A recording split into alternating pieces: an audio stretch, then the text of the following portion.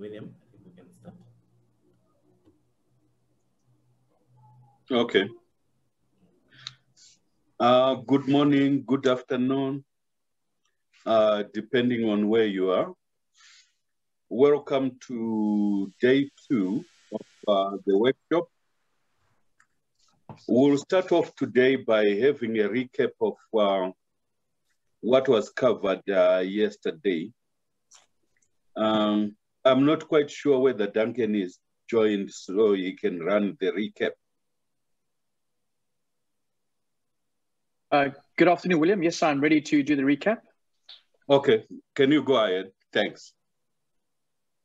Certainly, William. Thank you for allowing me the opportunity to do the recap of yesterday's events.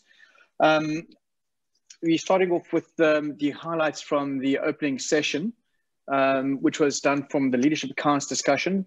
We'd like to thank Mr. Stephen Bugingo from the National ID Agency from Rwanda for sharing his experiences and his comments on having to complete a legal review of their processes and operations when moving from a paper-based system to of the CRVS system to an electronic version. I think a key valuable experience gained in terms of the legal requirements that are often associated with large-scale turnaround projects. So thank you for going through and sharing those experiences. The speaker then introduced the discussion regarding leadership training and peer support. This was completed by Sven de Kock from Fevertree Consulting. Sven covered a number of subjects and topics. The first topic he covered was regarding large-scale turnaround projects of CRVS and the scoping thereof.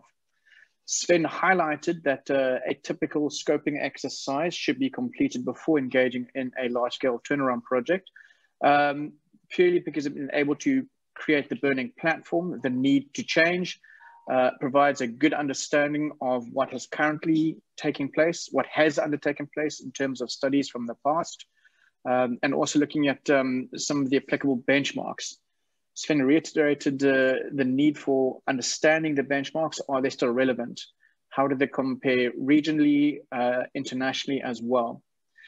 Of the scoping exercise, the first 4 weeks is done for the diagnostic review, followed by the phase 2, which is normally 1 week, and that's where the recommendations come into place. Sven reiterated that the idea behind the recommendations is firstly to develop a set of ideas of what need to take place, then of how to classify those needs and those actions in terms of IT software systems, structure and process, policies, human resources, geographic locations, distribution channels, potential products as well. He also highlighted the idea that you need to prioritize all your opportunities. Of key concern is that while there might be 100 things that need to happen, you cannot do all 100. Instead, you need to prioritize the most burning issues. Sven typically highlighted the 20% of issues that will fix 80% of your challenges. Crucially, the scoping exercise ends in a recommendation in terms of financing and resourcing. How much will the turnaround take in terms of funds, and who do you need to complete the actual exercise of scoping? Moving from the practical application of a scoping exercise to help set up a large-scale turnaround, Sven then touched on a few points on who do you need within your team to complete a large-scale turnaround of a CRVS system. Sven highlighted 6 points to take into consideration when looking at who do you want in your team. Firstly, a point is experience in turnarounds. The people must have experience in large-scale turnarounds, as it is considerably different from smaller-scale turnarounds. Your people must have demonstrated tangible results from the past from similar completion exercises. Must have experience in deliverables under a contract-based system. So the contract says you need to deliver these base or these deliverables, and this is what you get paid upon. Sven once again reiterated, do not pay, if you're working consultants or other teams external to your team, do not pay them until such time as they've actually produced the deliverables and they are to your standard. Sven reiterated the need for hiring experienced resources, that's both at the senior and junior level. And once again, reiterating the need for public sector experience. The public sector operates very differently from the private sector, especially in large-scale turnaround programs, and often has interlinks with other ministries as well. Crucial to understand how those ministries interlink and how this public sector experience can take place otherwise. Lastly, Sven highlighted the need for skills transfer. The team that undertakes a turnaround project, obviously RBS, must have experience in being able to transfer the skills. The idea is that once the consultants or external team or internal team leave the project, the officials had been empowered with the right knowledge and those skills have been embedded within your institution and your organization. Sven also then highlighted 6 key areas of leadership, and he spoke at length of each one. He's highlighted the idea behind philosophy and how people want to go to work as valued citizens or as valued officials. Their work is important. They want to do a good job. They want to be recognized as such. They want to feel pride. Sven also traded people and the motivations behind people, and then the management required are in terms of how to empower, how to coach, how to do not falter if faced with large problems, and how to prioritize the various initiatives. Themes number 4, 5, and 6 speak to the tools that are required, reiterating that you need to really keep it simple. Manage everything. You can't change something that you cannot, or you manage or measure. So measure as much as you can and report on those. Don't rely too heavily on IT systems. They take a long time to implement. And often the job can be done by simplifying your processes. Environment is the 5th theme. Keep it simple and neat. Make measurements visible. And this relates mostly to production figures and so forth. And finally, communicate. Communicate is a key factor of leadership in large-scale turnarounds. The ability to communicate the challenges to your people, the ability to communicate the opportunities, and certainly celebrating the wins. Celebrate internally, celebrate externally. Make sure you communicate at all times to your internal stakeholders and your external stakeholders. Once Sven had completed his overview of scoping and leadership, Duncan then presented on the methodology for the front office turnarounds. This was a practical example, practical methodology that has been employed before successfully, both within South Africa and external to South Africa by the team. The actual dimensions or the methodology is scheduled, or should I say based on 7 key dimensions: layout and cleanliness, client information and signage, client flow and capacity, business processes, management processes, admin processes, and customer care. Looking at the layout and cleanliness, Duncan reiterated the need for a clean, neat, and organized office as it portrays a good image for customers entering into your offices and helps them understand that their potential problems can be solved by you. It also creates a perception within your own team that they want to work in a clean, neat, and organized environment, and as such that participates and is taken up by your own officials. Client information and signage is important. What they realized was that a large portion of members standing in queues really just were looking for information, over 50%. Over 40% of those people just wanted to make sure that they had the right forms. Often 25% of the people were in the wrong queues. So really speaking about internal and external signage and the need to make sure that people are empowered with the right information so they can bring the documents to your offices in order so that you can process them one time only.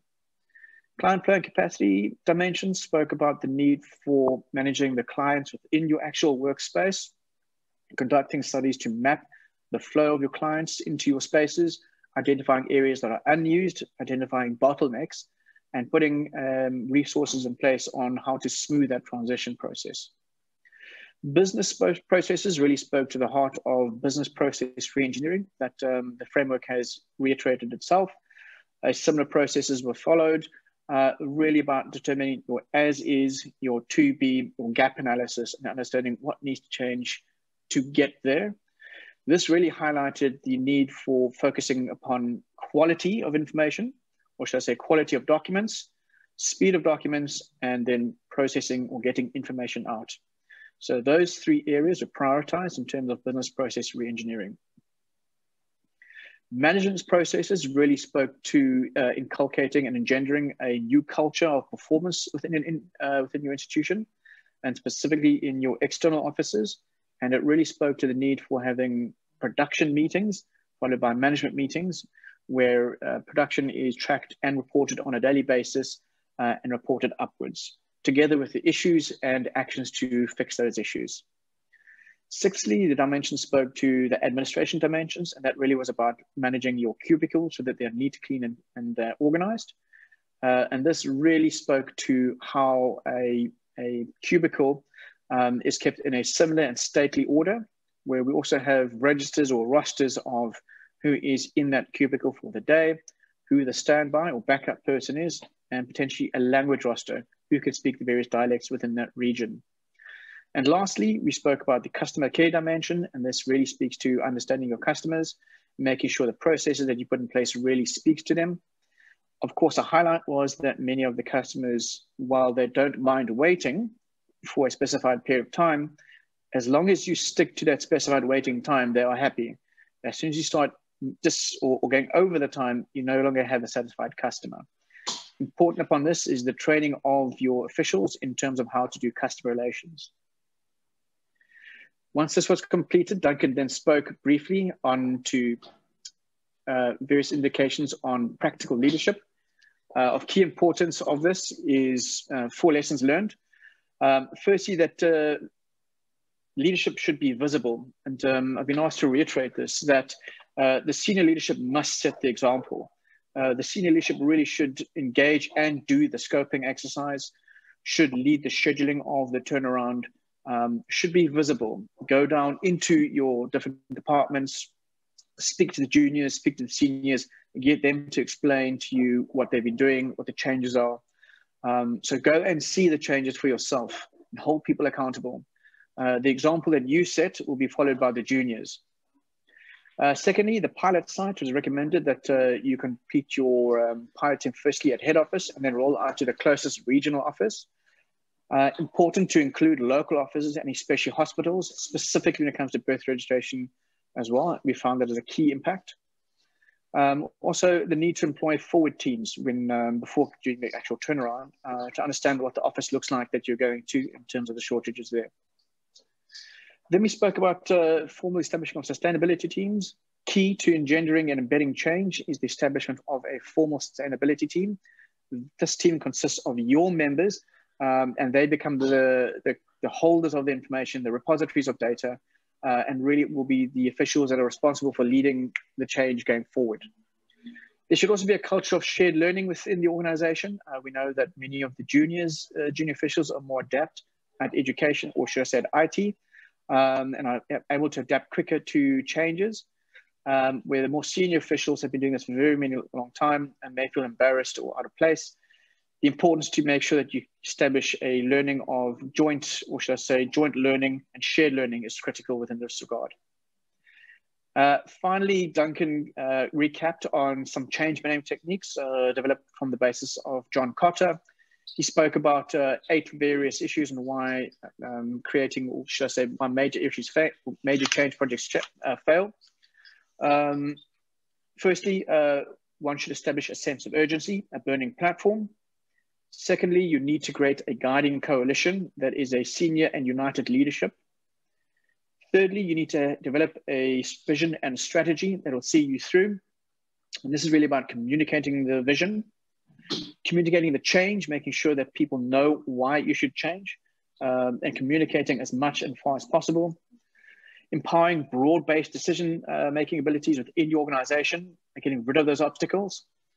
Sixthly, generating short-term wins deliberately and celebrating those as you go through, typically from the 6-month mark to 18-month mark onwards. Lastly, consolidating gains and providing more change. So consolidate those changes. Once a change has taken place, make sure it becomes policy, make sure it's written to procedures. And then lastly, anchoring new approaches into the structure, creating better performance through customers and productivity, and also making sure that you articulate the connections between new behaviors and past organization success. These were the areas highlighted by the speakers yesterday. Thank you. That was the recap. William, back to you, please. Thank you so much, Duncan, for really a very comprehensive recap.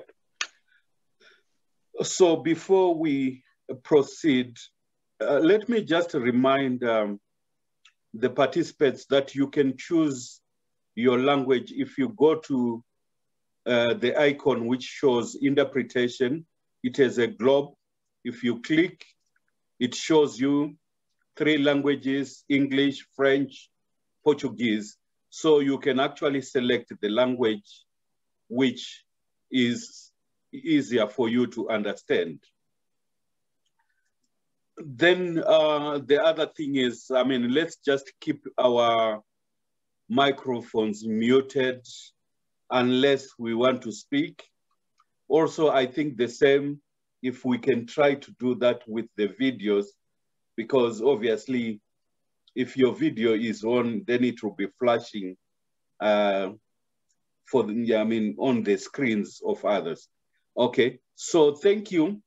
Before we proceed to the main session of the day, I would ask the technicians to run poll 4 and poll 5. Please, can you highlight poll 4 and poll 5? So here is poll 5. Poll 5. Has your country accelerated CRVS reform projects during the COVID-19 pandemic? Yes, no, or I don't know. Let's try to do this one in 15 seconds.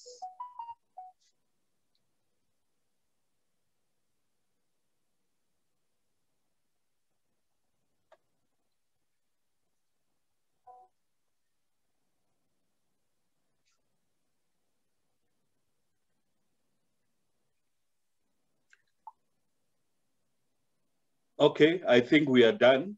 Can we show the results for?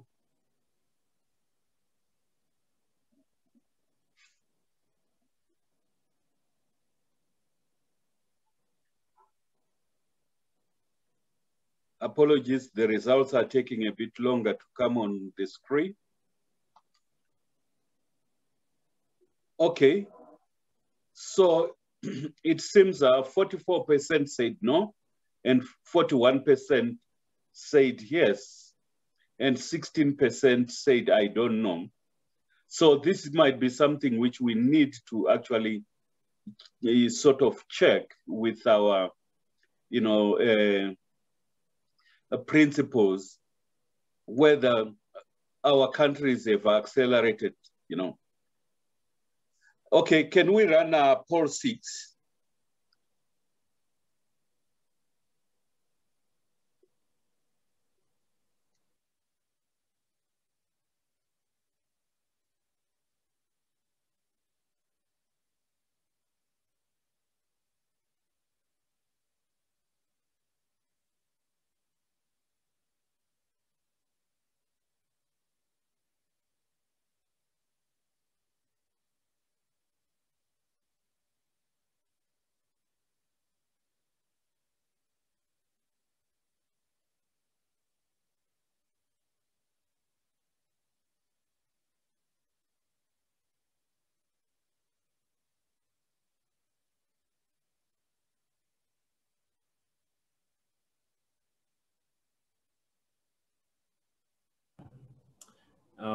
Sorry, colleagues, I think William has dropped off, I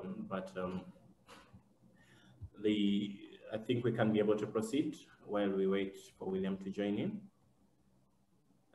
So these are the results for poll 6, and at least we're looking at 47% saying yes. Some of these platforms are, and 34% not knowing. So we can be able to follow up on how to continue with sharing the platforms to the rest of the colleagues. So We will now proceed to our first presentation for the day. And this presentation will be done by Zoran. And the topic that Zoran will be looking at is on resource mobilization. And this will cover quite a range of activities or quite a range of topics, especially on how we can be able to resource mobilize internally, externally, and how we are in position to support the different initiatives that are going on in our different countries. So without further ado, I'll welcome Zoran to please come and share and provide us with a presentation on resource mobilization. Over to you, Zoran. Thank you, Jose, very much. I'm really happy to have this opportunity to address such a distinguished audience of registered generals and senior officials of civil registration authorities across African continent on the topic of the resources mobilization, which I think is very important. And from the rest of the presentation, I hope I will be able to communicate how much the issue of resources mobilization is important in the context of the developing situations with regards to the needs for civil registration data by other government actors. Before I begin my presentation, I would like to highlight, first of all, that very soon, if not already, in the chat box, if you go to chat box, if you're a French speaker or if you're a Portuguese speaker, in the chat box, you will be able to find a link to the presentation that I will be delivering today. And when you download your local language version, then you will be able to follow this presentation if you open that link in your own language. You will have to move slides manually, of course, but you will benefit from the opportunity to be able to follow whatever is on the screen also in your own local language. I would also like to highlight that in the course of this presentation, in the course of next 1 hour, for as long as we have allocated to this presentation, we will have 2 polls, and both of these poll questions will be related to the topic of resources mobilization. And I'm very curious and very much looking forward to hearing from you and get the better sense of what is the situation in terms of preparedness of civil registration authorities across the continent when it comes to resources mobilization.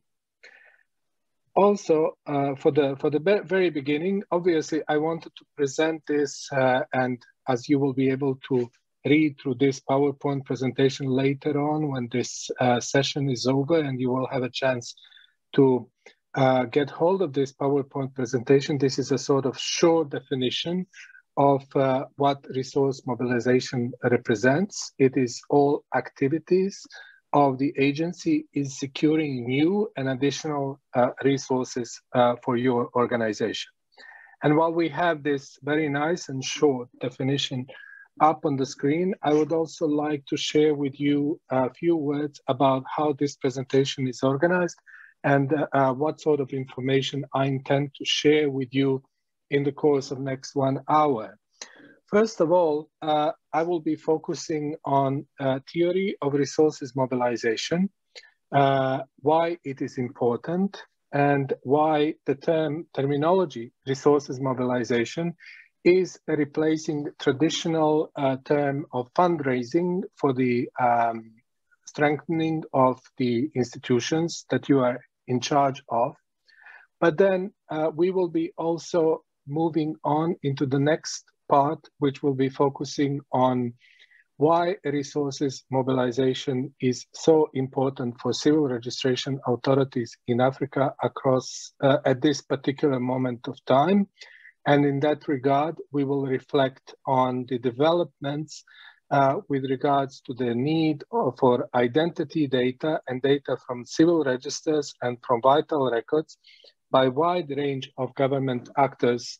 We will stay a little bit longer on that topic to describe that particular phenomenon that is happening lately.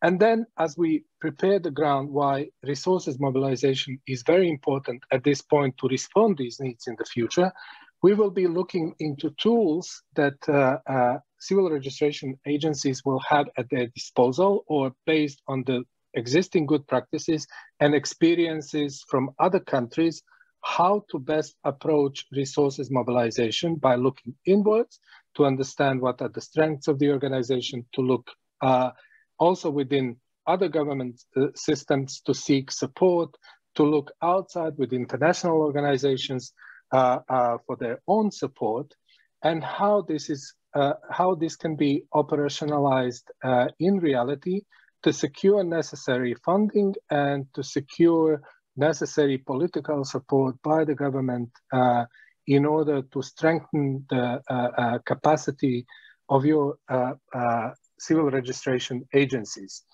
Finally, at the end of this presentation, I will be sharing with you stories from two countries, from Kyrgyzstan in Central Asia and from Nepal, a little bit further south in Asia, just to emphasize how these new developments in the area of civil registration has affected the resource mobilization in these countries. So starting from the very beginning, why resources mobilization and why the leaders of civil registration authorities need to be aware of the importance of resources mobilizations. First of all, resources mobilizations are there to ensure the continuation of your organization's service provision to citizens, and then it supports organizational stability, allows for improvement and scale up of products and services the organizations currently provides, and it helps stay relevant as public government system changes and improves. And obviously, all these points are very central for the mandate of the organization that obviously you are in charge of. So continuation of your organization service and the provision of services to the citizens is very much dependent on the available resources with the organizations and how they can be further mobilized to strengthen and ensure these services to the citizens are provided in the future. And obviously, sustained availability of resources also allows for organizational sustainability. And in the context of what we will be discussing today, it is resources mobilization is important for improvement and scale up of products and services. As you will be able to hear throughout the rest of the presentation, because of the needs of the other government systems, civil registration authorities very soon will be expected to provide to the government and other government services other products and services based on the data that they already collect as part of their ongoing registration of vital events. And that means that existing products will need to be improved, and very likely in the future there will be a need for further scaling up of these products. And in order to be able to scale up these products, it is very important to be in a position and prepare to mobilize resources in order to deliver to this requirement of improving and scaling up of products and services delivery. And finally, there is the issue of staying relevant as public government system changes and improves.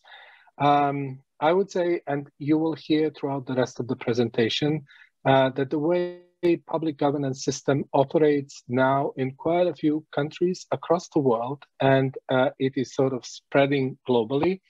there is an increased relevance of a civil registration system in that context, especially in the context of requirement for identity data that is most up to date in civil registration records.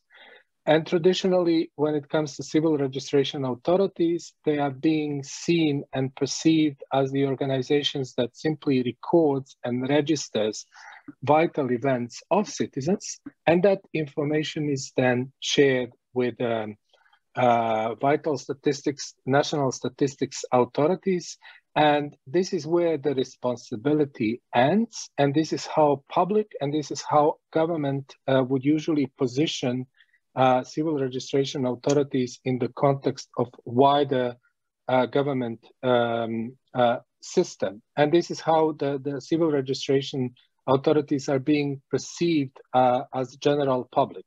However, with the new developments, there are new opportunities also for civil registration authorities to increase visibility, to increase its profile for the general public, but also for the general public governance systems, and that ultimately will help civil registration authorities to stay relevant authority in the wider public governance, in the context of wider public governance systems of that country. In order to stay relevant, obviously resources mobilization plays an important role. So as I said, originally, there is a sort of a change in the terminology that we use, where traditionally we would say we need to engage in fundraising to increase the capacity of civil registration organization. Now, in a contemporary world, we rather speak about resources mobilization, which has come to replace this more traditional and narrow term of fundraising, where now resources refers not only to funds, but also to human resources, goods and services. So we have new addition. It's no longer money, it's also people, it's also material goods, it's also services that we need to mobilize. And where in the past, traditionally, we would speak of a donor that supports strengthening of our organization. Now we are speaking rather about resource partner, which now replaces traditional understanding of the position of donor, who is now becoming our partner, and that emphasizes the value of equal partnership strategic alliance between a resource provider and program implementers. So if we speak about resources, and we will be obviously referring to all of these throughout the rest of the presentation, whenever we say resources, we mean, again, as I said earlier, these three strategic groups. These are financial resources, human resources, and goods and services. When it comes to financial resources needs for the strengthening of civil registration authorities, obviously, in that sense, we need to look into government budget. Civil registration authority can also contact and partner with wider UN system for support. It can also seek for grants for international development agencies. Financial resources can also come in the form of loans from international financial institutions. And finally, it can come as a contribution from foundations or the private sector. Now, in non-financial terms, we are speaking about human resources and goods and services. And further to the existing human resources can be mobilized as a people who are seconded from ministries and other government bodies. And then international partners can also come in and recruit staff needed to mobilize the resources. And this staff can be paid and mobilized by partner international agencies. Finally, we have associate professionals, officers, volunteers, or interns that can be mobilized, and ultimately we can count on human resources from our local partners that have particular stake in the workings of civil registration agencies. Finally, the resources can be mobilized that are sort of material goods, and these resources can be ICT equipment. Resources can come in the form of office space, in the form of vehicles. This can be also services such as events, sponsorship, design and printing facilities, communication facilities, airtime on public broadcast media and private broadcast media, training and technical or financial consultation services, and then finally some innovative equipment that is being designed primarily to support registration of vital events. So with this, I recap more theoretical aspect on resources mobilization and what this in practice means. And now I would like to move into the next segment, where I would like to highlight why resources mobilization is very important in the context of a very particular moment of time, not necessarily linked with the COVID situation, but more linked with the effects of latest technological developments, ICT advances that have a sort of transforming effect on public governance. What does that mean in practice? Now, completely aside registration of birth, death, registration of vital events, we are looking into a broader government system of any given country. We can see the following phenomenons going on at an increasingly high rate across government system. And that is that public administration is becoming increasingly digitized. There are computers everywhere, there are databases everywhere, and more of personal data, at least on central level, is being processed digitally. And this has affected all aspects of public government. Then we can see that ICT systems of government ministries and agencies are becoming more interoperable. That means that not only that these individual government systems have become digitized, but in fact, they are starting to talk to each other and share the data. In a traditional system, it would be a citizen that would need to carry a certificate or any kind of document in paper format between one government agency and another government agency to communicate certain information, including personal information. Now this is no longer the case. Now we are seeing different government ministries actually talking to each other digitally and sharing this data instantly in a digital space through interoperable platforms, often not requiring any sort of engagement on the side of the citizens. This has a particular result when we speak on identity data. And that means that government obviously has a main customer, citizens, and all of these services are designed, or most of these services are designed to cater for the needs of particular citizen.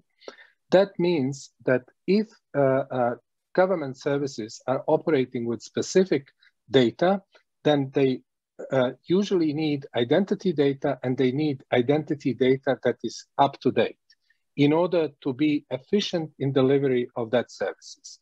Now, here we come to the central part of this discussion and the changing paradigm for civil registration authority. We can ask ourselves a very central question. Where do you find most up-to-date identity data on our citizens? And this is a question that all government systems are asking themselves right away as they build their own digital system that process personal data of citizens. And they will eventually come to realization that most up-to-date identity data is in the records of civil registration authorities. Because with every new vital event that is registered, identity data of each citizen in the country is being updated with new information that affects that identity. And other government systems that are providing services want to operate with the most recent identity data. So they actually want to have up-to-date identity data, and they are starting to realize that that data can come primarily from civil registration authorities. So here we come to this central point of this slide that is sort of changing the perspective for civil registration authorities, and why resources mobilization is very pertinent and important for civil registration authorities at this very moment of time. And that is that the role of civil registration data is changing and becoming a central source of up-to-date identity data for government systems. Here, I will provide a few examples how this works in practice. So for instance, if we speak about social grants and you have a national agencies that is taking care of distribution of social grants, obviously, according to their internal rules, according to law, only certain people who satisfy certain rules and are eligible are entitled to receive these social grants. Often, the access to social grants depend on the date of birth of service users, especially when we speak about children. Then we have family relationship of service users because social grant authorities want to know the size of the family, where the money is coming from, whether they can rely on other resources or not. And then on that basis, they decide whether to grant social allowances or not. And what is probably the most important for social services authorities is that they don't give money to people who are no longer alive and are on their list of beneficiaries. So they have a strong interest in knowing who from amongst the social services users actually is alive and who has deceased, so they can automatically seize financial grants to people who are deceased. So obviously, when we look at this identity data, we will see immediately that if you want up-to-date identity data, and if you are authority that works on social grants, then you will say, okay, it is the civil registration authority that knows identity data. They have most accurate information about the date of birth. They have all the family relationship, mother and father information, and they also have information of people who have deceased, provided that that registration is provided the completeness of that registration is at the accurate level. We are seeing also increasingly linking of identification with civil registration records. So in order to give access to identification documents and to travel documents to the users of these documents, identification authorities need information on date of birth, name and surname of users, parents' names of the carriers of these documents, whether they are married or divorced, and also they want to know information whether IDs that are being issued and used around the countries belong to alive people or deceased people, and if somebody has died, that they can declare specific IDs issued in the name of these people as no longer valid. If identification authorities want this type of information, civil registration authorities are those authorities that in fact have most up-to-date information in order for identification authorities to get that information and update their databases and issue documents, ID documents in the name of the right person, including to declare invalid those ID data of deceased persons. And this is not where the benefits of linking and using data in civil registration database ends. Actually, there are many use cases.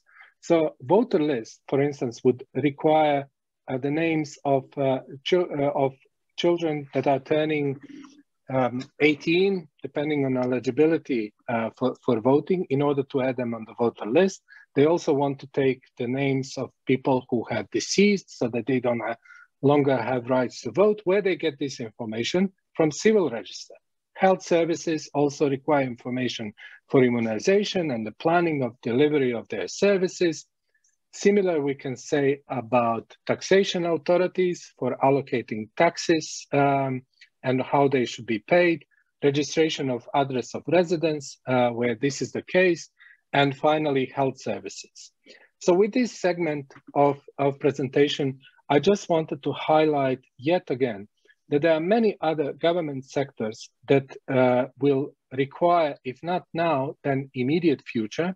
What is very interesting is that probably many of them are not even aware at this point that very soon in the future, they will need to talk to you, to civil registration authorities, in order to get that information on identities of the people so that they can accurately deliver these services. So it is this paradigm shift that is taking place that is putting a new sort of importance on civil registration authorities so that they can work on resources mobilization to stay relevant in this context, and also to scale up and improve their services in order to be capable in the future to respond to these needs of the other parts of public governance. So here we come to the first poll question of this presentation. Very soon you will see it on your screen based on everything that I've covered so far. The question is, will ask, which government service will benefit the most from up-to-date identity data in civil register in your country, in your opinion?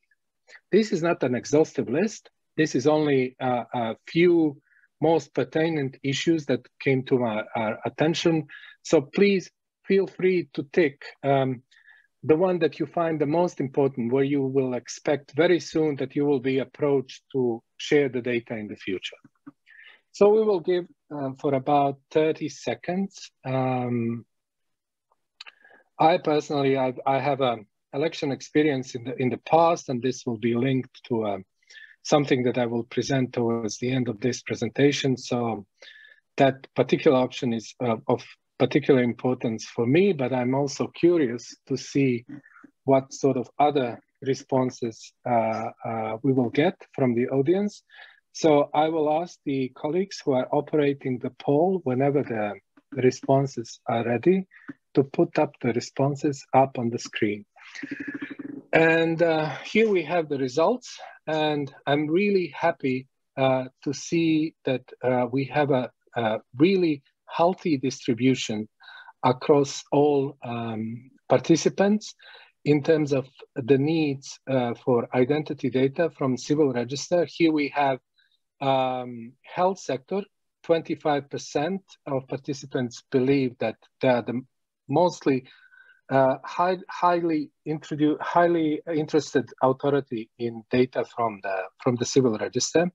We also here see the winner of this poll, and this is almost 38% of all responses, suggesting that identification authorities will demand very soon in the future to link the database with civil register. We'll see also a result of 16% requiring election authorities requiring data. Obviously, this is linked with deceased voters being removed from election lists, adding young population becoming eligible to vote. Also, all of these data is only available in the civil register. And then social protection, delivery of social grants, that's 90%. And finally, for taxes are always not that popular. They receive 3%.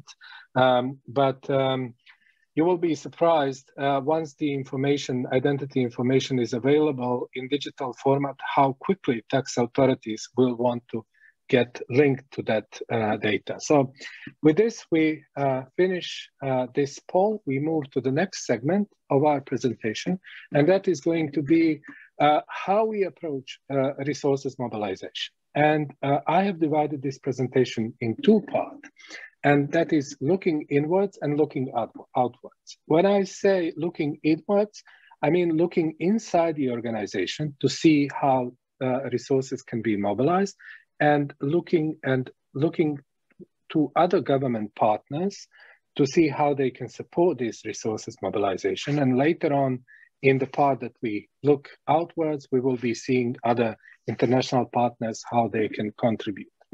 So when looking inwards, the first and most important issue for civil registration authorities is to conduct a mapping of existing resources. And that is very, very important if a civil registration authority is to talk to other government authorities, public government sectors.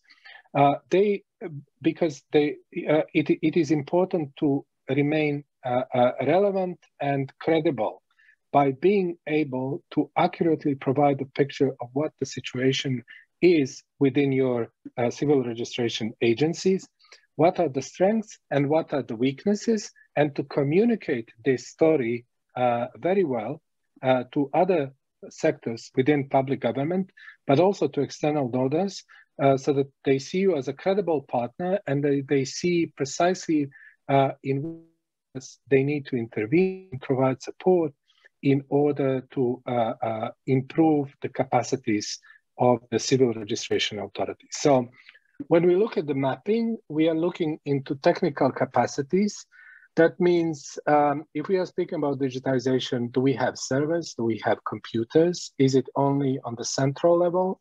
What happens when we move out from the capital in the provinces, in the municipalities, in the villages? What sort of equipment do we have there? Do we have enough technical capacities to speak about any services? If we look at the available data in paper format, how quickly we can shift this data from paper-based into digital space, this all needs to be mapped out. We also have to take a look into human resources, the stakeholders with responsibilities for civil registration. If we have notifiers, if we in health facilities, do they have the right equipment? Do they have the right know-how? Are they properly trained? If we have notifiers in local communities, what are their technical capacities and the knowledge of people who are working on civil registration? And what is the general status of know-how within the organization? And then we have to move into the next step, and that is realistic assessment of the ability to deliver on the agency mandate. We have to look into agencies' vital events registration rates. Does the agency sufficiently respond to its mandate? Are the registration rates approaching full coverage? If that is not the case, obviously quite a lot needs to be done still. Then system for storing and processing of registered vital events. Are we working only with paper-based, or also we have some information of in digital format? And then timeliness of registration. How quickly are we reflecting these vital events in the registration system? Or do we have a very long delay from the moment the registration, the event happens and the registration occurs? And then finally, there needs to be thinking and work in terms of assessing preparedness of agency for digital data sharing with other government stakeholders. This is obviously very, very important if we are looking into the future and the needs of other agencies for data sharing in the near future. And then as we do the assessment, internal assessment, we also want to look into the future and define visions of agencies' future that can be translated in particular points such as registration rates goals in the near future, how we intend to approach the transition from paper-based to digital processing, how we want to use registration information available in digital format with wider government, and how we want to further improve our technical skills and know-how within the organizations. And we also want to look and assess areas where transformation should occur to achieve this vision. So in order to be there, to be ready to share the information with other government stakeholders, how we improve registration rates, how we achieve digital transformation, and how do we achieve interoperability with other government systems. And then finally, in the context of resources mobilization, we have to see what are the required resources to achieve this vision: technical, human resources, expenses that are expected to sort of be incurred as a result of this transformation.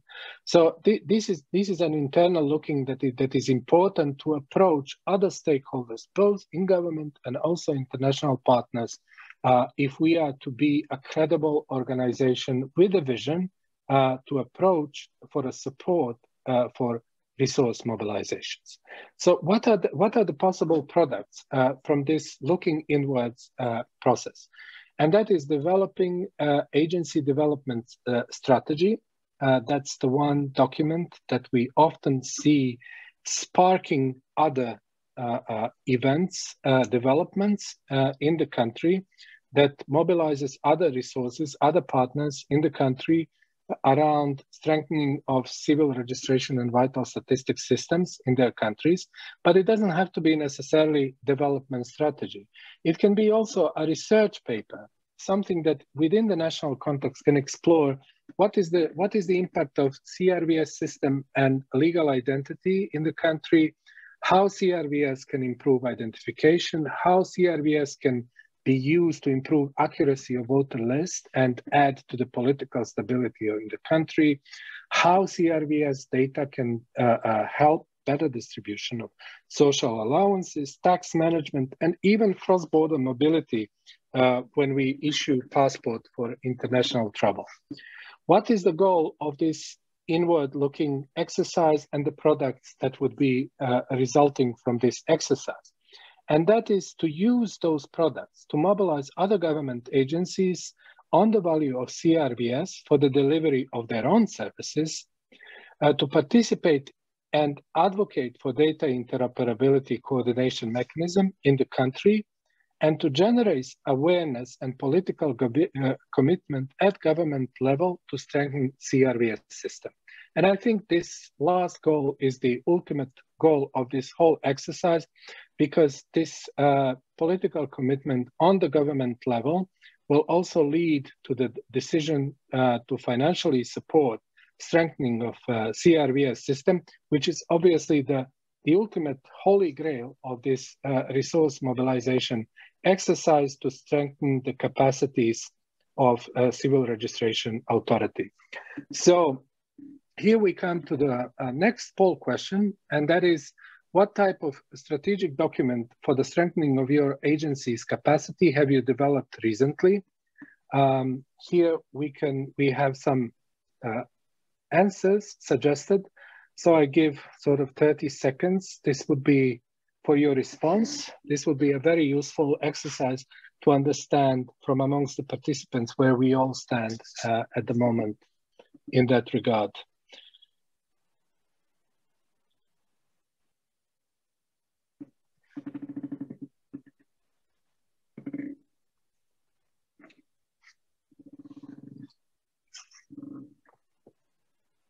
So when the 30 seconds is up, I would kindly ask the operator to pull up the poll responses so that we can see where we stand.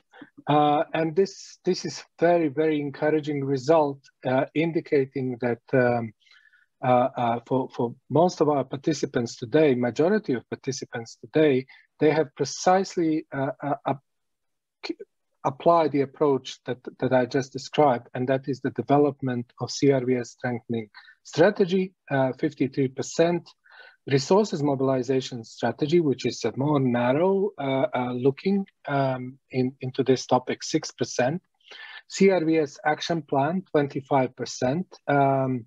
This is also very, very close to CRVS strategy. And then also we have documents is now being developed. So we have the also representatives who are currently working on such a document.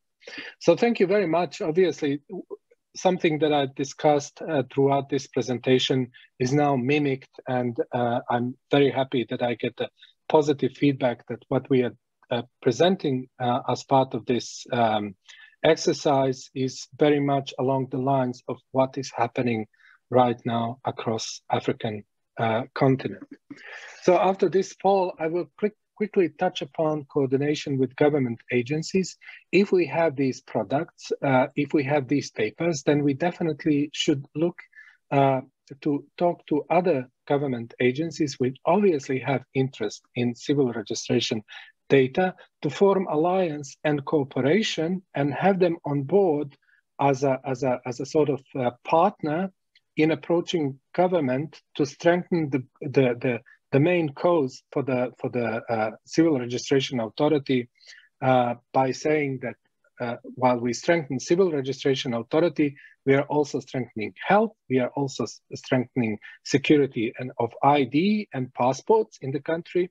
We are also improving social services delivery. We are contributing to political stability in the country by having election commission as a partner, and we are contributing to development of e-government platforms across the country. And other than government systems, I think it's very important that I highlight the role of civil society organizations in your country. These civil society organizations do not necessarily need to be working specifically on civil registration and vital statistics.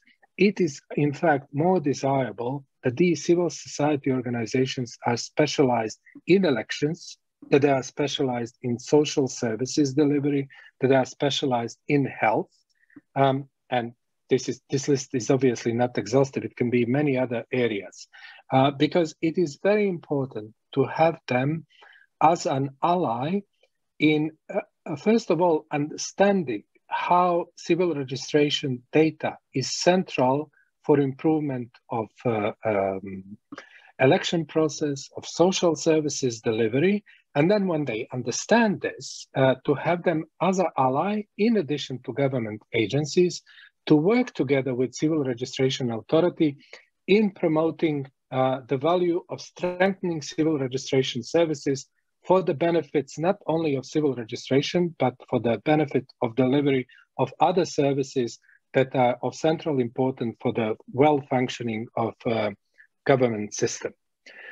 Now, when we have looked into the list of possible interlocutors within the country, there is the opportunity also to look outwards and see development agencies landscape to understand what sort of support we can expect from that end.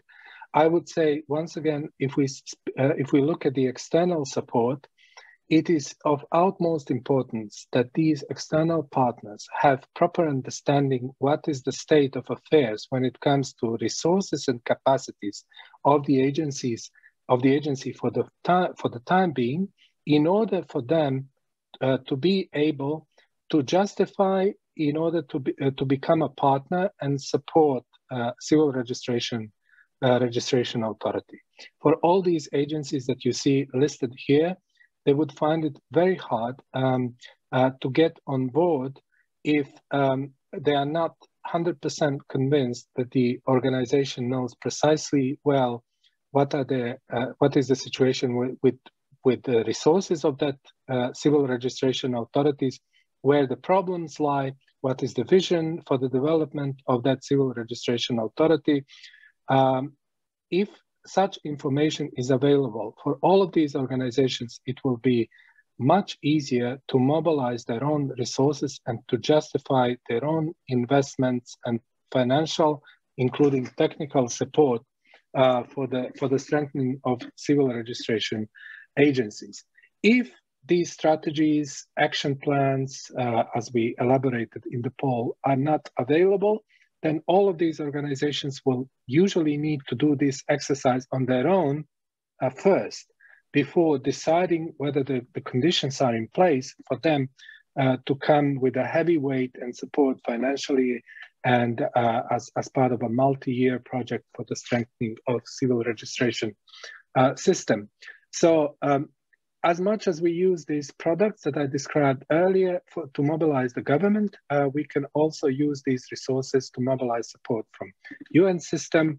And in that regard, there are some agencies that are sort of, because of their mandate, very much interested in strengthening of CRVS systems.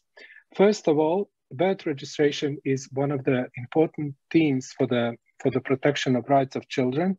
And for that reason, UNICEF is particularly interested in strengthening of birth registration system in any given country, especially where civil registration rates are weak. And by strengthening birth registration, UNICEF would usually extend its support to the strengthening of the overall civil registration system, which means that by strengthening birth registration, it will be also easier later on to address other vital events such as death registration, such as marriage registration, divorce registration, adoption, and similar. Then we have World Health Organization that has been traditionally interested in strengthening of death registration and also codification of cause of death, when obviously these two organizations, WHO and UNICEF, work in pairs and you have them as a partner, you will be able to have a more holistic support. I would also add, I will add UNECA at the end, but here I would say that UNDP is becoming increasingly interested in civil registration and vital statistics because of this new paradigm of holistic approach of to civil registration and legal identity. So you can expect that in terms of data management systems in the near future, UNDP would be a partner that would be increasingly interested to support building of these systems for civil registration, creation of civil registration databases, and linking these civil registration databases with identification databases, but also with election databases in order to have better and more accurate voter lists. You will be able to see very soon that International Organization for Migration will be available to provide assistance with CRVS strengthening because they're interested in security of international travel, and they're interested that all passports that are issued for international travel correspond to real identity that can be identified in the civil register. So this is yet another partner. As I mentioned, UNECA is obviously an umbrella organization on African continent that can mobilize and provide access and brokerage in contacting other organizations, but most of all, through a PI CRVS program, help countries in delivering precisely the products that I've mentioned earlier, such as strategies, different kind of research, and different other types of technical services that would help civil registration authorities in each country to position themselves within the broader society as an important government stakeholders for the future development of the country. Finally, I should mention UN Legal Identity Task Force. All of these agencies that are listed further up in the UN system are part of this identity task force. It has been established last year as a result of push for implementation of SDGs, legal identity for all, with the recognition that legal identity for all and legal identity for each person on the globe can be assured only if everybody is registered in the civil register from birth until death. And on that note, 17 UN organizations that are part of UN Legal Identity Task Force are coming together to support countries in strengthening their civil registration and vital statistics systems. On the side of the financial institutions, for civil registration vital statistics, I would definitely say World Bank's Global Financing Facility has been providing assistance in strengthening civil registration. World Bank ID4D program, also in the context of linking civil registration databases with identification system of the country, and also African Development Bank as a finance provider to the countries in strengthening civil registration. Notably, there are two other organizations that provide significant technical support to countries in Africa. Here I mentioned IDRC Center for Excellence, that is a resource on research and technical support to countries that one can tap in order to use, to mobilize, to develop its own internal tools to develop, to mobilize resources, and also vital strategies, especially in the context of legislation reform and debt registration. Now, as a final, sort of pre-final part of this presentation, I would like to concentrate on what concrete, when we have all these products and when we have government partners, civil society partners, when we have international development agencies partners on board, what concretely can we do? Obviously, as I mentioned earlier, the ultimate goal is to generate government commitment to strengthening of CRVS agency. That government commitment also means financial support and the commitment to stay throughout the whole process with civil registration agency, so that civil registration agency is not alone in this process and has a full government support. Because we all know from the past that strengthening of civil registration agency and building large-scale civil registration database is not a simple undertaking. It takes a lot of planning and it takes a lot of years to implement, and it requires sustainable commitment. That means that we need a broad range of stakeholders on our side, on the side of Civil Registration Authority Agency, in order for this to happen. And there are several ways that this can be done. Obviously, this commitment can be best raised by organizing national events with high-level government representatives and development partners, all aimed to raise profile of CRVS in the context of improvement, not only of CRVS system, registration of vital events, but improvement of other services. So let's not be selfish only and speak about the importance of registration of vital events, but change the story a little bit and say, we want to speak how we are important for overall public governance, how we are important for securing public health, how we are supporting in the building trust in the electoral process, how we as civil registration agency are important for access to services, including social rights, and then making sure also that we have civil society organizations on board, which can have their own spin-off and parallel events, where they will be using the very same arguments to mobilize public support for improving CRVS agency capacities. And finally, we can also count on the coordination with development partners to support this political commitment for political buying, for financing of CRVS capacity strengthening. And that is, civil registration agencies can work with international partners on precisely on developing these products, which can be also further expanded to include costed actions plans for the improvement of CRVS as a sort of side product to the improvement strategies. And then we can organize international events to expose national stakeholders with practices of other countries. This is a very important instrument I would like to highlight based on my previous experience. To generate political commitment within the country, it is often very useful to invite neighboring countries or the countries from the region, which have already done this very successfully. and they can demonstrate through their own presentation and participation in these regional events what they've done and what sort of positive consequences this has had on their public governance. And this, as a result, can generate similar commitment on the national level. And then finally, when the commitment sort of on a thinking level is already there, there is a need to coordinate with the government to develop memorandum of understanding as well as concrete projects implemented or financed by government or development partners alone, or very often by government and in partnership with the development partners.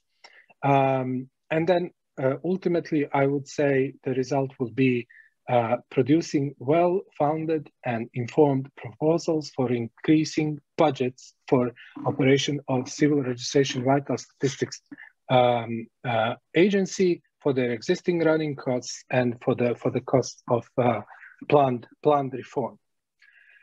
For the end of this presentation, I would like to refer to these cases where all of these strategies that I've explained earlier on have been successfully implemented.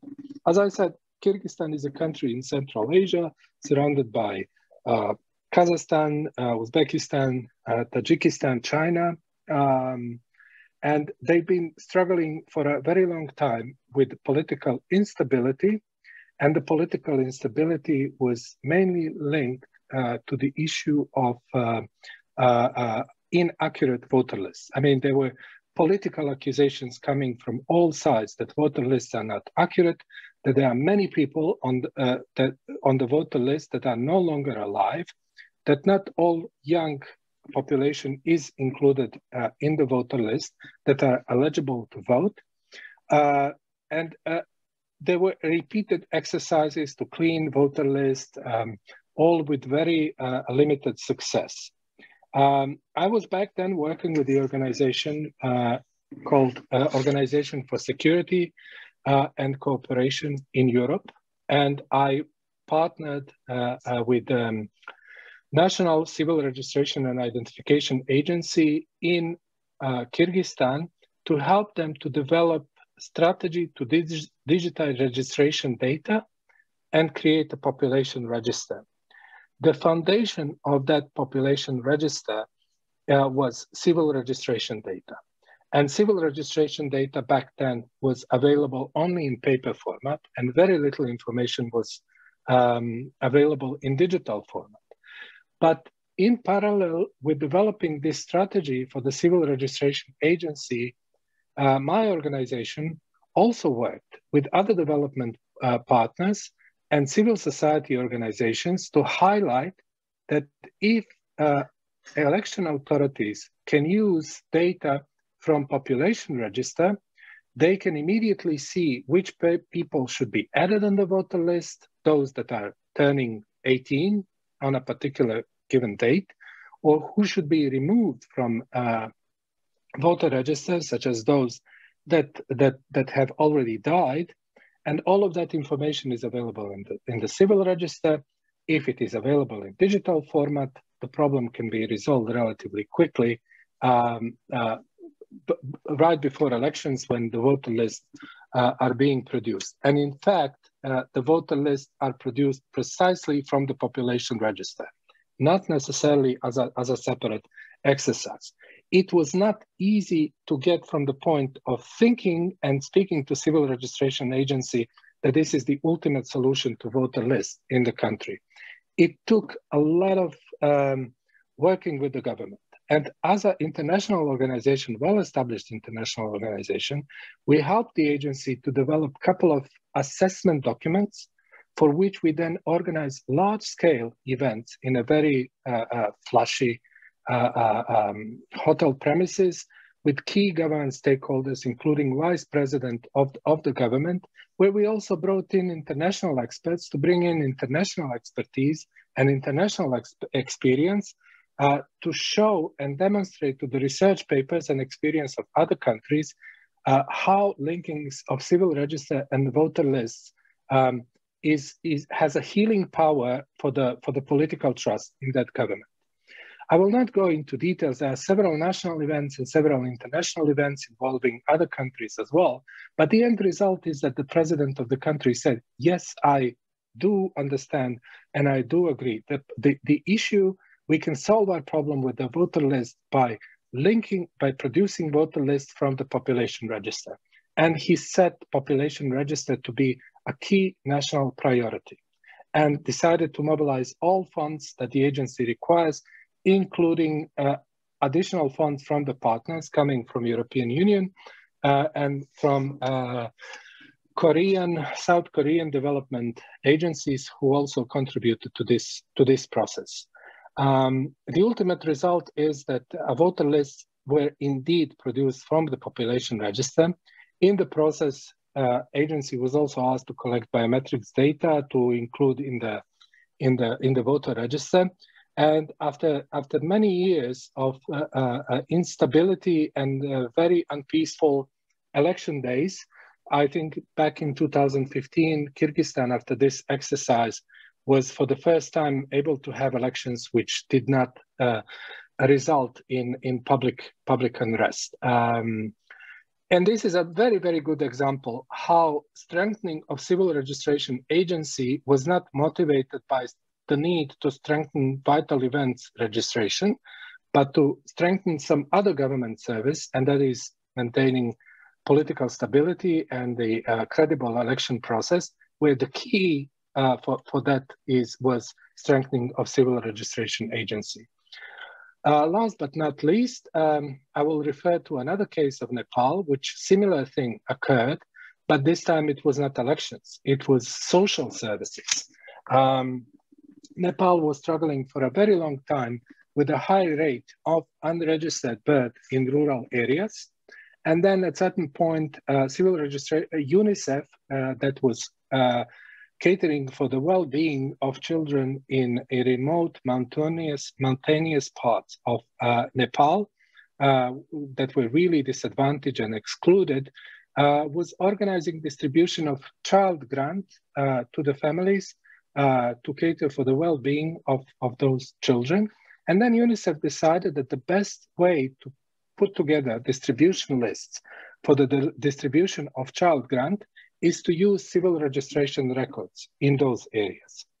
Now, what happened as a result is that when the population realized that the access to child grant is a condition upon having record in the civil register, then they made sure that all children that are eligible are in fact registered in the civil register. So the child grant started reinforcing the ability of civil registration to accurately reflect births in the given communities. At the same time, social protection agency was benefiting for having most accurate civil registration records that they can use to create this accurate distribution list. The ultimate result is that the government of Nepal realized that this synergy between civil registration and social allowances is working so well in this area that they decided to expand the program across the country using civil registration records as a basis for the creation of distribution lists. And in order to be able to do that, obviously there was a need to strengthen civil registration records and the accuracy of these records. The very interesting outcome of this is that because child grant was given in remote areas, mostly rural areas, the situation in Nepal is now that registration rates approaching 100% are much higher in rural areas than in urban areas. And in fact, the value of civil registration for social grants distribution was so well embedded in the thinking of the government. They decided that civil registration and social allowances functions will be joined in one agency. So the agency that is in charge of civil registration is also in charge for distribution of social grants. But now with the advancement of ICT, other government sectors are also coming in with their interest to explore and make use of this data. So there is now a new initiative to link ID data, national ID, with the data in the civil register, all resulting with the decision to create a population register of Nepal, where the core of that database is the civil register. Obviously, with the government being so keen to develop this system and not being able to do it on its own, the government sort of made a partnership with the World Bank, which has resulted now in a project for the building of the population register that is currently being implemented in Nepal, and it is estimated at the amount of $323 million US dollars over next 5 years. So these are two examples that I wanted to share at the very end, and I very much apologize for being over time with my presentation. I definitely hope that this was useful. I thank you very much for your attention, and I'm looking forward to responding to any questions if there will be any later on. Thank you very much.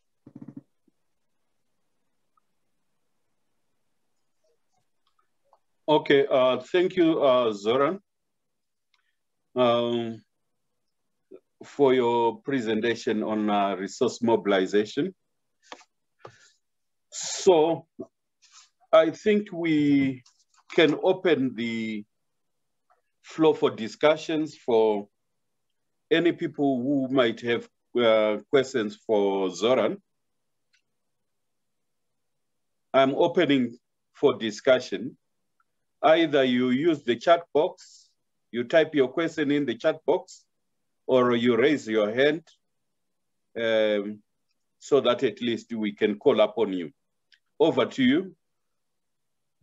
Anyone with a question?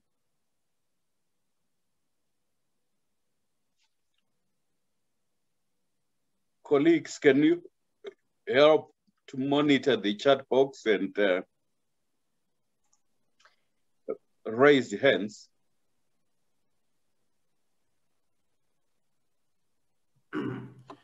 Talking to the ones in French on the chat box? Yeah. And maybe maybe Angola could first ask the question because they have their hand raised. Hello. Yes, João has a question. Okay. Yeah, please go ahead. Sim. Boa tarde. Good afternoon. Thank you very much for this opportunity.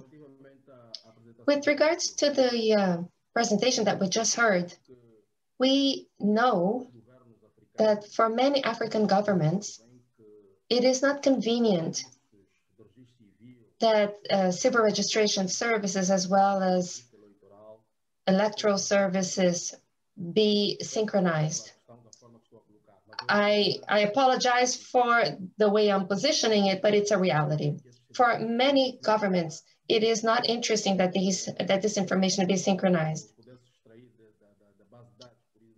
And that, for instance, to get information from databases and placing citizens that are at the right age for election and ready for election and ready to participate in the election. We know that this has been a major challenge in order to securing fair resources. I would like to know how would it be possible for us to manage to surpass or overcome this challenge that we have been seeing regarding the electoral system and civil registration systems. Thank you very much.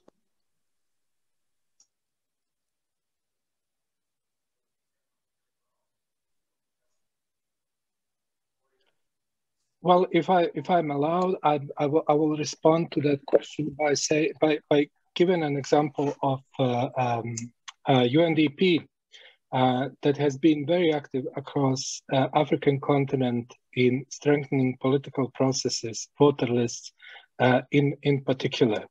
they've been struggling as an organization over quite a few number of years to bring political stability by organizing a large-scale voter registration exercises, let's say 6 months before elections, and then there would be a mass enrollment across the country in urban areas as well as rural areas.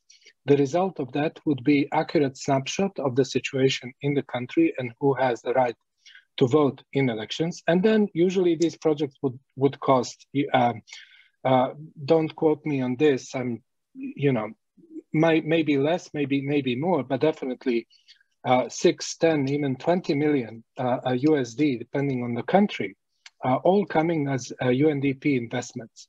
At the end of this process, the elections would be held, and they will be hailed as a success because voter lists were accurate.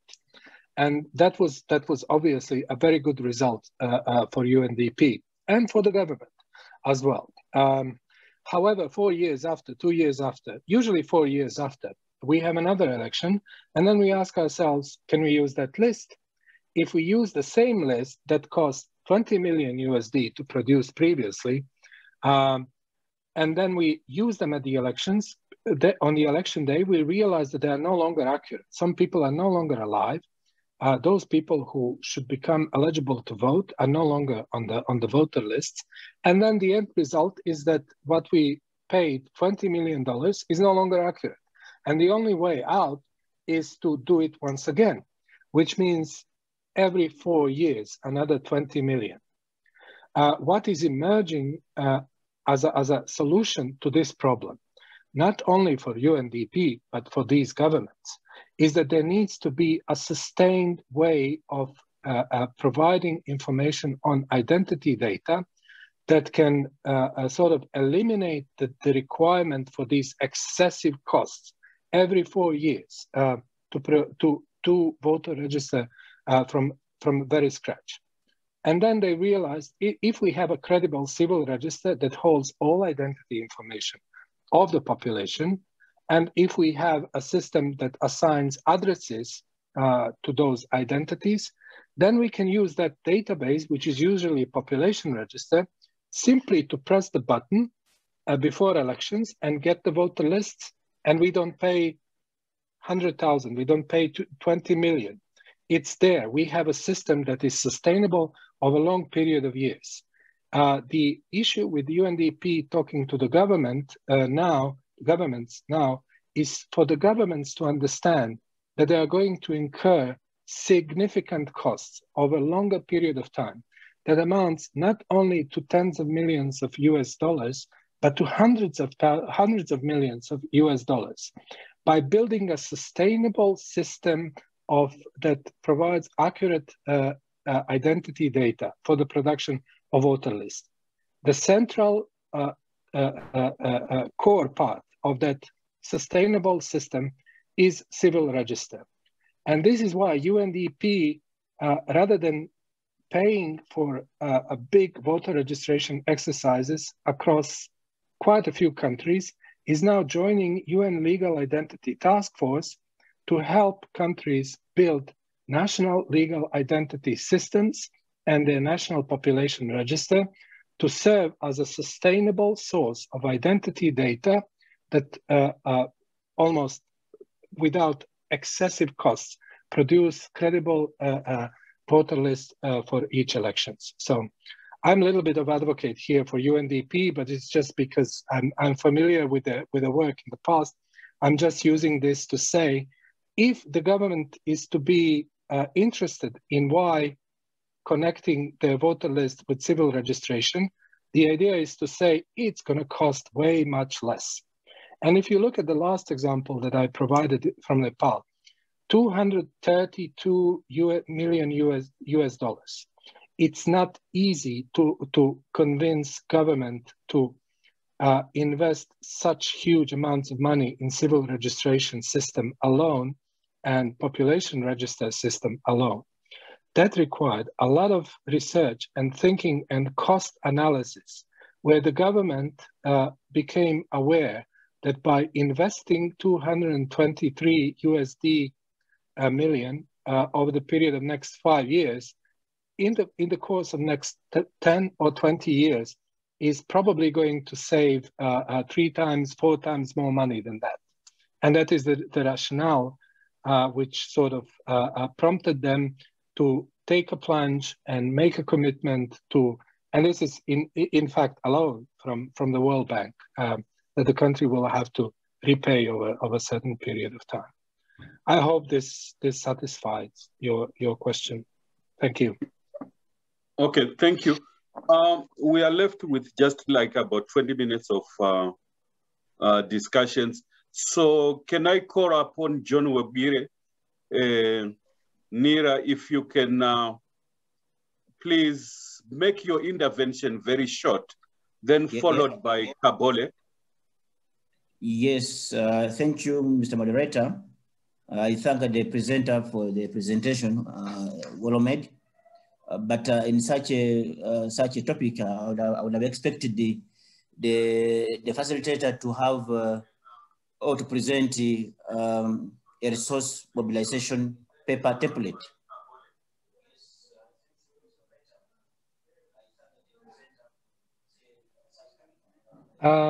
I'm afraid at this point I wouldn't have such a template to share.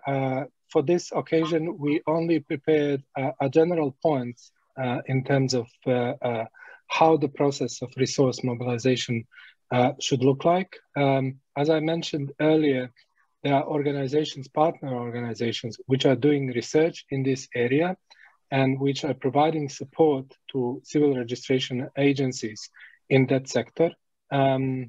I had a lot of discussion before this workshop, and I think that with this workshop there is an emerging understanding with the development organizations that maybe resource mobilization should be addressed more systemically to provide such kind of support that you just asked in the future. I think that there are already some resources available. I can recall at this point one, which is a guidebook on digitization of civil registration systems, which is produced by UNECA in partnership with other organizations. And I think UNECA can share the link to that file, which is a very, very detailed guidebook on how the assessment should be done and how the digitization of registration services should unfold over a period of time. Thank you very much. Thank you, Zoran. Let me have Ms. Kabole quite quickly before we move on to the ones on the chat box. Can you unmute yourself, Ms. Kabole?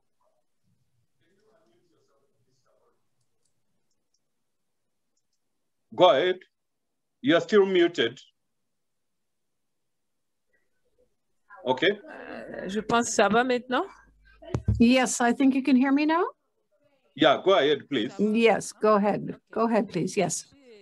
Thank you, and hello, everyone. We have not said hello since the start, so hello, everyone. Once again, thank you, Zoran, for this great presentation.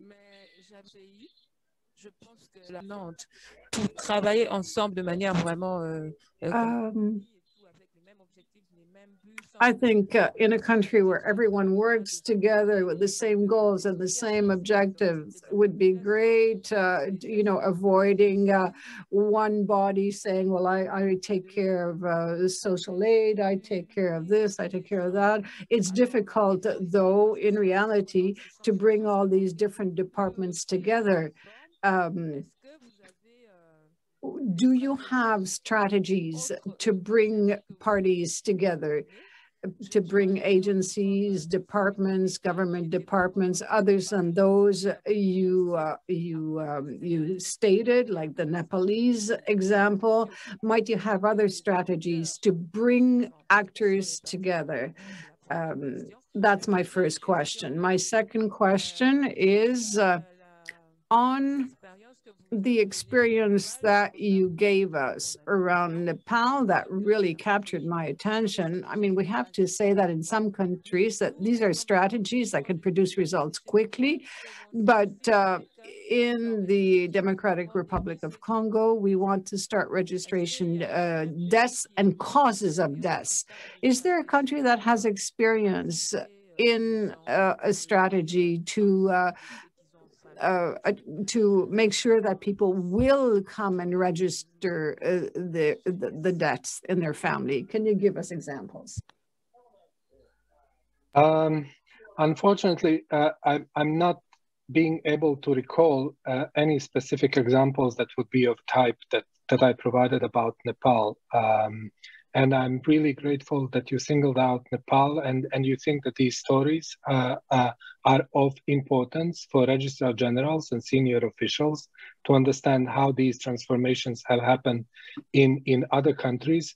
I think this is a useful takeout from this event, that there is a need for further research possibly, and putting these sort of transformation stories to the authorities to understand how the other countries have approached this idea.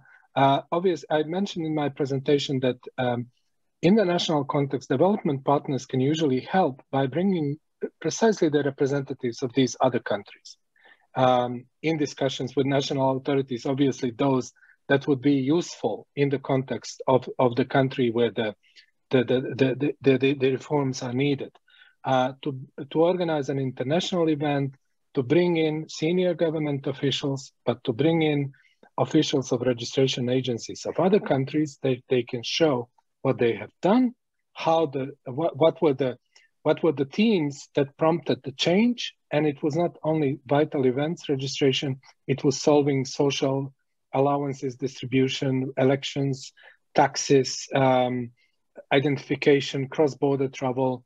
That could be a useful avenue to share these good experiences. But I do agree with you. It would be good if there would be some kind of a document that one could tap in to have an overview of the strategies used by other countries.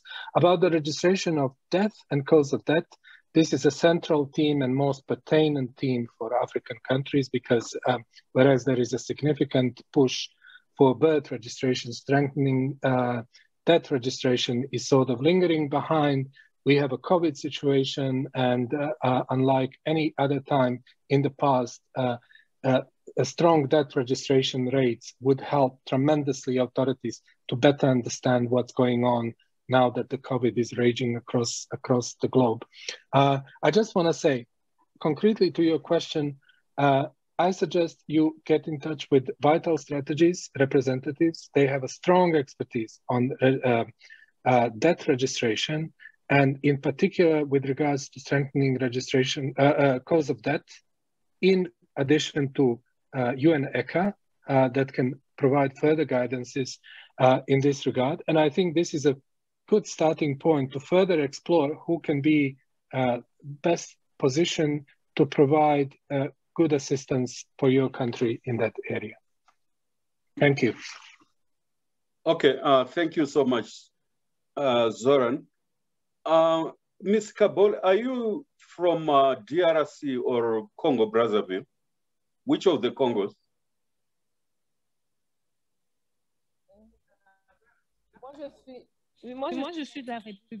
I'm from the DRC at the Department of Health, the Ministry of Health. Yeah, but we have a program which we are working with improving death registration in DRC, which involves the three institutions, the registration, civil registration office, Ministry of Health, and so forth. I will actually ask that they incorporate you into that committee. Thank you. Okay, can I ask Heidi? Yes, sir. Okay. Can I ask Heidi to read the questions in the chat box? Bien sûr, merci William. Alors, je voulais juste Of course, thank you, William. I just wanted to share 3 questions that came up in the chat box. The first 2 come from Tiam Kalidako, and I'm going to read them. If the civil registry is now a basic source to update the identity data, it is also important to update these files. Could you share with us, if possible, any experiences on updating, for example, of residency, of a marital status, marriage, divorce, statistics, etc.? From the same person, another question, which is the commitment of authorities and the coordination of the different parties is a real challenge. Beyond what has been presented, can you share with us experiences in terms of coordination and mobilization of leaders? And if I may, I would like to present a few questions so that we can answer all 3 together.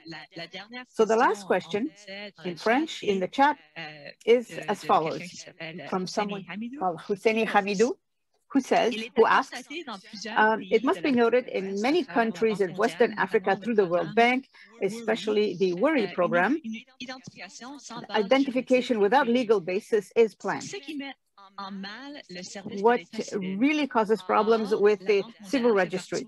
The World Bank is part of the working group of UNILA. What place does baseless registration for civil registry play? Thank you. Thank you very much. Yeah, go ahead, William.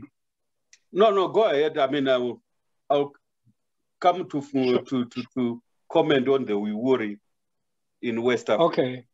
Yes, I just want to say on the first question about the resource that could highlight how civil registration and identification are linked, and the good experiences, good practices. IDRC Center of Excellence for CRVS Systems has produced a compendium on linking CRVS and identity management systems that provides overview of case studies of 5 countries from different parts of the world.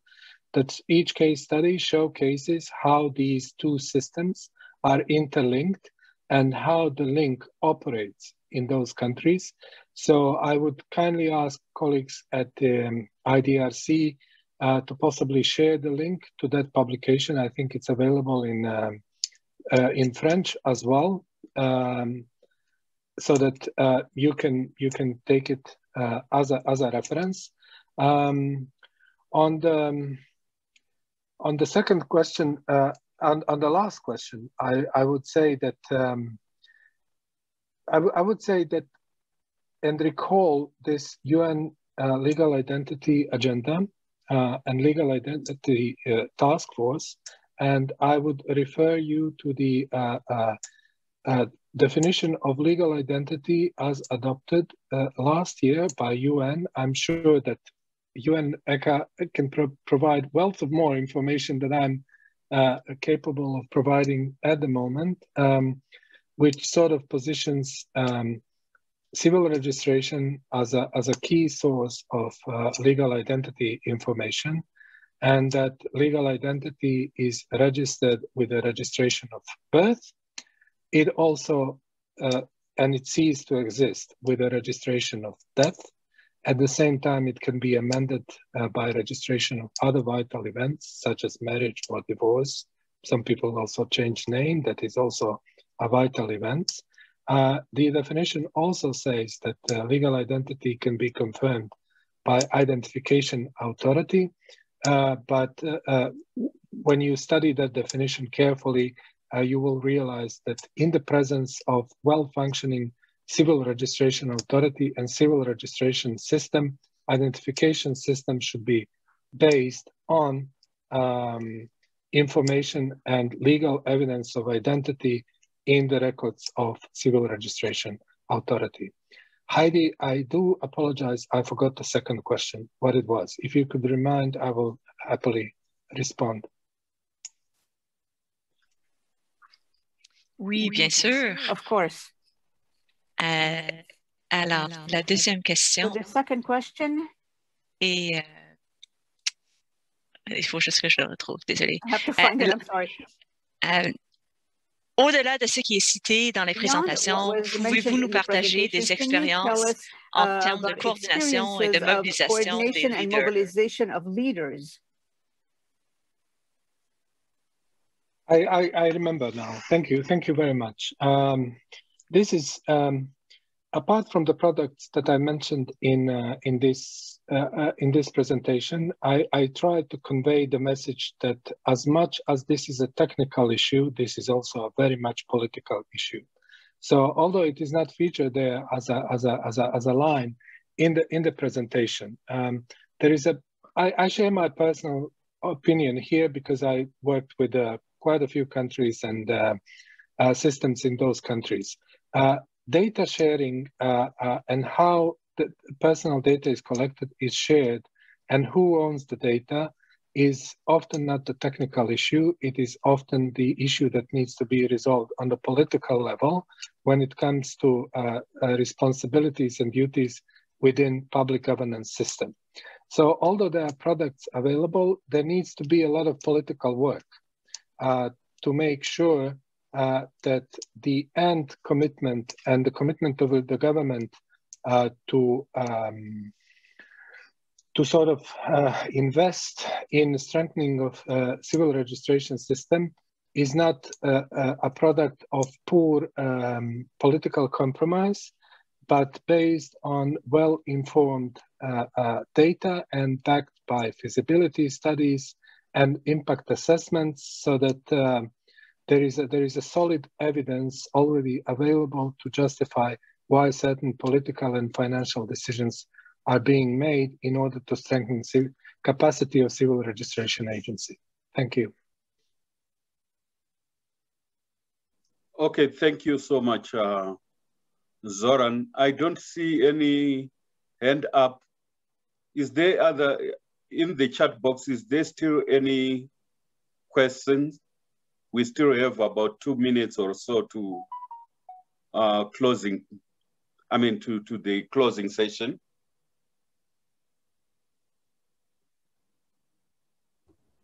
Okay. William, there's a question from Yusuf on the chat box. I think it's a comment. From? No, I saw that it's a comment from Nigeria. Yes. Yeah. Actually, and Echo Sit has raised his hand as well. Okay. Oui. Je peux Please parler? go ahead quickly. Yes, go ahead.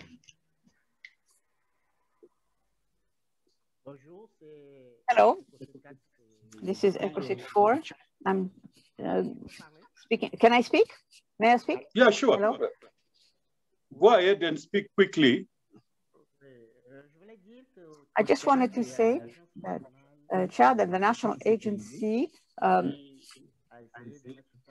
tried to implement a national population registry, and we tried to have a new system for population identification through which we could have data on birth, passports, and national ID cards.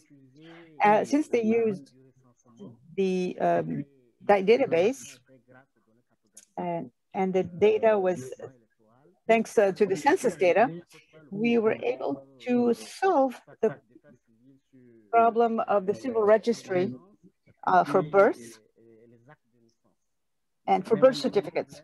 But our problem has to do with a pilot project that we tried to implement for the National Demographic Institute, and we were gathering information on birth, marriage, and deaths, and we also tried to group them with the birth certificates which were registered in the civil registry services. Beyond this case, can we not have examples of a method to include marriages and deaths where there was the SASI system and the civil registry which handles this? Thank you. Thank you. I'm not quite sure, Zoran, whether you would want to respond. I will just say a few words. I will say that obviously, if we speak about civil register in its full capacity, then birth, death, marriage, divorce, at least, and then other vital events on top of that. Marriage divorce would be ideal, but yet when faced with the reality of quite a few countries on the African continent, I think moving ahead and reaching completeness in birth and death registration would be a significant step forward, and it will also help to make quicker progress with registration of marriage and divorce. Thank you.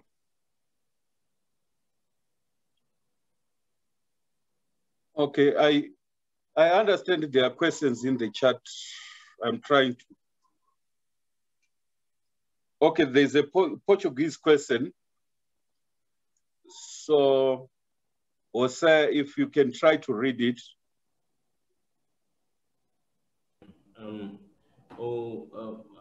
João, por favor, repetir esta pergunta. O que significa o NDP? So, my name is João. And my question is, what does NDP mean? The NDP that was mentioned by Mr. Zoran. Didn't you mean UNDP? Yeah, so the question is, what is the meaning of NDP that was mentioned by Mr. Zoran during my question on civil registration and electoral registration? Okay. Can you answer? I think it's just the interpretation of that acronym, NDP. Yes, I was meant to say UNDP. Sorry if that came across rather muted. A United Nations Development Program, UNDP. That would be the agency that I was referring to. Okay, no, that's fine. I mean, I thought so.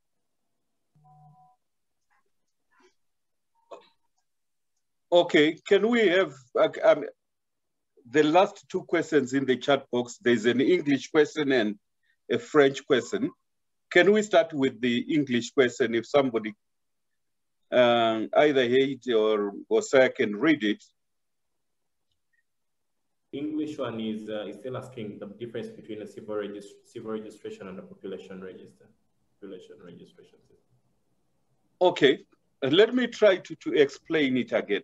Civil registration is just a registration of vital events, right?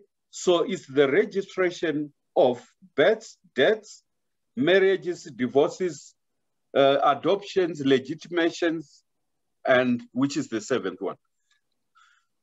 And the National Population Register is a record of people from age 0, that is from the youngest infant who is 1 year old, to the oldest person.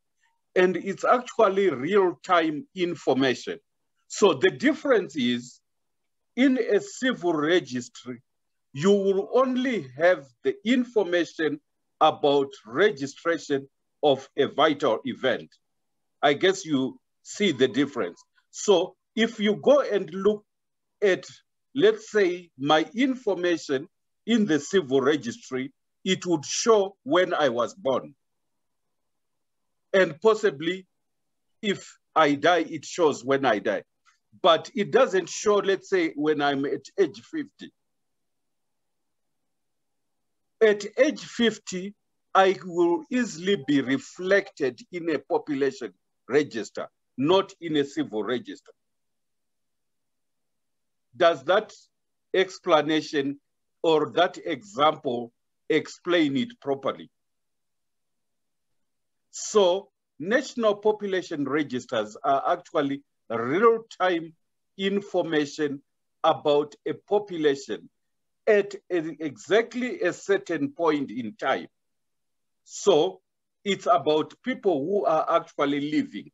So it is populated by the civil registry. So people coming in are actually recorded into the national population registers as entrance, that is births, and exits, that is, because if somebody has died, they are taken away from the National Population Register. So they are no longer existing in the population register because their record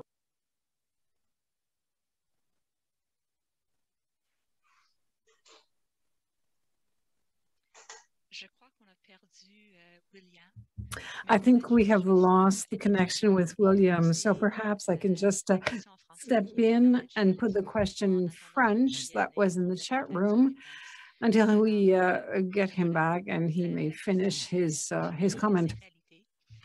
So the question is, each country has its own realities. Can we develop a group of partners to lobby authorities to support experts and services of CRDI to IDRC rather, to sustain us? We already have a strategy and an action plan with a budget, but the only partner that supports civil registration is UNICEF. UNHCR is starting to come around as well these days. So since William is not there, Zohan or Zia, perhaps you can try, we can answer the question. I could perhaps. Zoran, please come in. Can I go ahead, Jose, or yes, William yes, is coming please. back? Yes, no, yes, okay. You can please proceed. Thank you.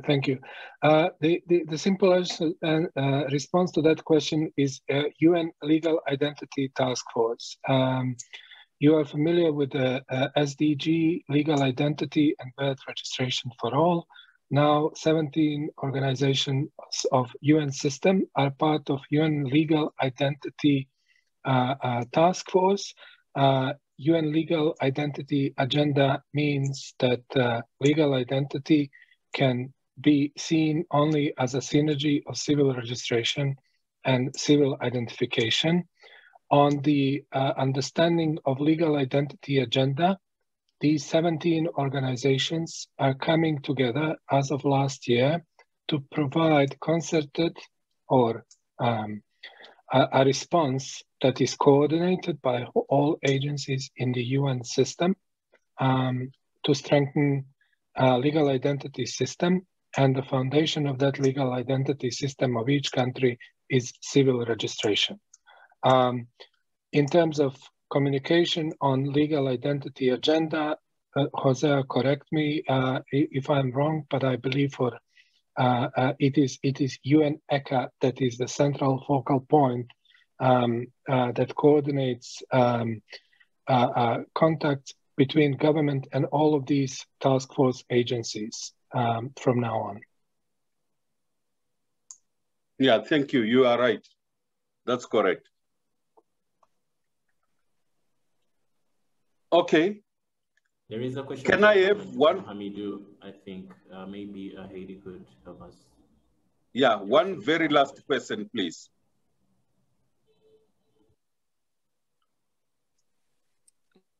Oui, alors, M. Hamidou dit, la question de l'interopérabilité. Yes. The question of interoperability is very important to link a civil registry and a population registry.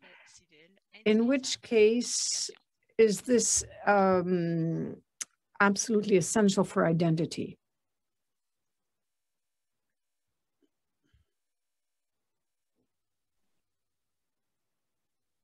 Okay, I hope there was translation because my computer is actually not able to pick up the, okay. Zoran, have you heard the question, and if you can just quickly, yes, in 30 seconds. Yes, interoperability for ID is the key. And in many countries with strong civil registration system, it is unthinkable that ID operates without linking to civil registration. And again, I recall to this compendium of good practices in linking civil CRBS and identity management systems. There are case studies, but there are a list overview of other countries that have successfully implemented this link. I think if you take some time, half a day, to go through these examples, it will quickly give you an idea how central this link is in countries such as Peru, Netherlands, Ecuador, Namibia, Kyrgyzstan, Oceania. Over.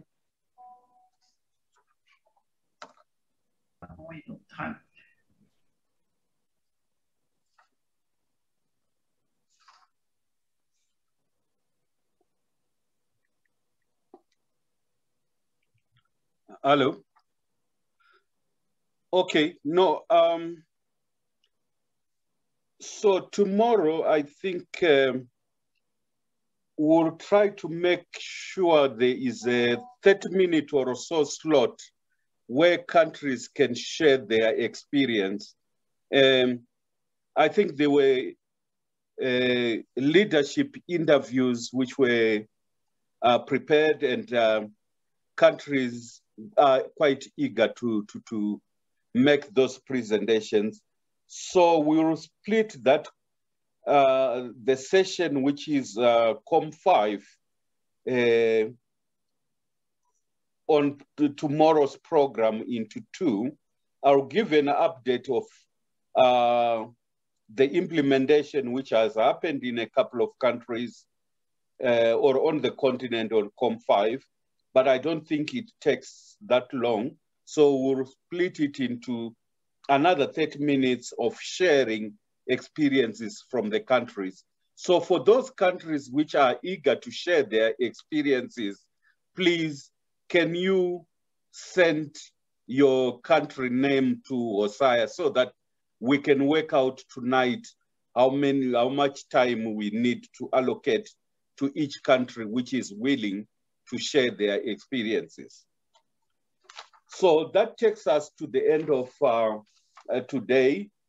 Tomorrow is the concluding day. Osaya has shared his email address. So please, those countries which are interested in sharing their experiences, send the name of your country to Osaya, possibly in the next 1 hour or 2 hours at most, so that we work out that session.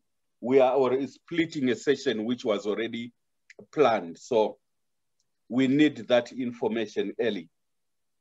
So tomorrow we join on the same link at the same time which we have been joining. And before we go, can we just have poll 9 for a minute? Please, can you quickly complete poll 9? And it is about rating the usefulness of today's session, with 5 being the highest and 1 being the lowest. So I give you 10 seconds because at least it's easy to rate something. So 10 seconds, 1, 2, 3. You can see I'm almost at 10.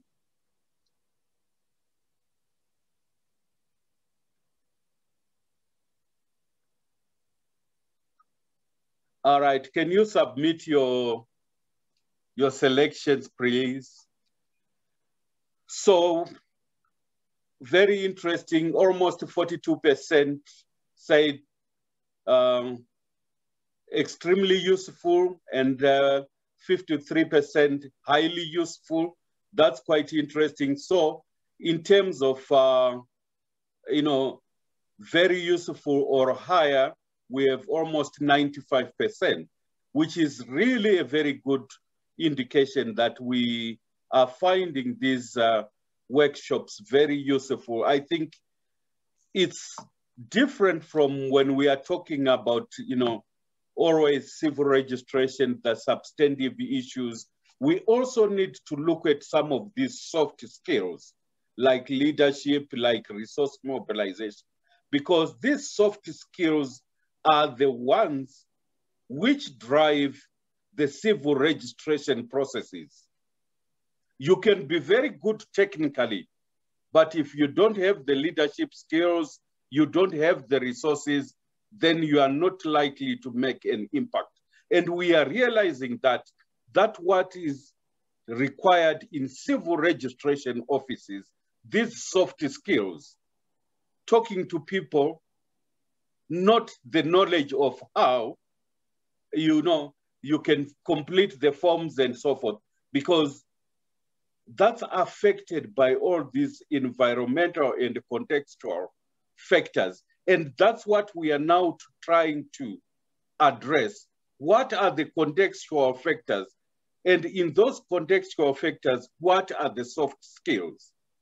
And that's what we'll aim to address with this series of webinars. So with that, let's end today. We meet again tomorrow at the same time. Thank you to the presenter, Zoran, for today. And I would want to thank everybody who attended. We actually greatly appreciate. We know this knowledge will be used either tomorrow or the day after, but at a certain point, it will be used. Any new information is useful. So thank you. Let's break for the day. See you tomorrow. Bye.